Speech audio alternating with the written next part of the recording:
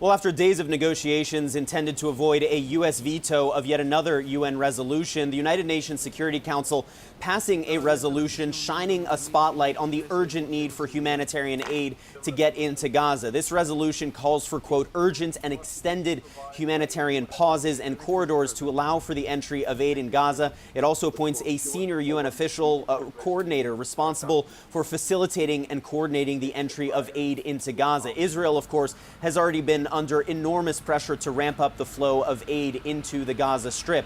And just this week, for the first time, they've now opened up that Kerem Shalom crossing to allow aid trucks to go directly from Israel into the Gaza Strip. We actually visited that crossing on Friday, where we saw dozens of trucks working their way through that crossing. But United Nations and humanitarian officials say that this still just isn't enough to meet the enormous need in Gaza. About half of all Gazans are experiencing severe or extreme hunger, according to the World Food Program. But Israel is insisting, at least one top official who is responsible for coordinating this aid, Colonel Moshie Teitrou, insisting to me that there is, quote, no food shortage. I pressed him on that very issue.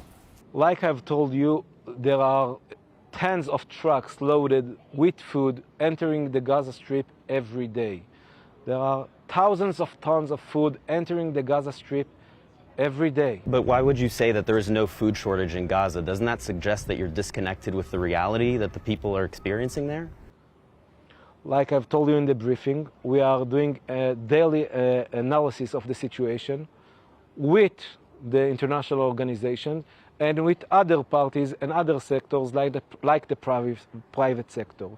And as Israel points the finger at the United Nations and aid groups for the limited flow of aid into Gaza, the United Nations Secretary General is pointing it right back, saying that it is Israel and the way it is conducting its offensive that is creating massive obstacles to the distribution of aid in Gaza. And in fact, we saw evidence of exactly those very same obstacles just this week. On Thursday, Israel conducting a strike right on the other side of that Kerem Shalom crossing. That strike actually killed the Palestinian official in charge of that side of the crossing.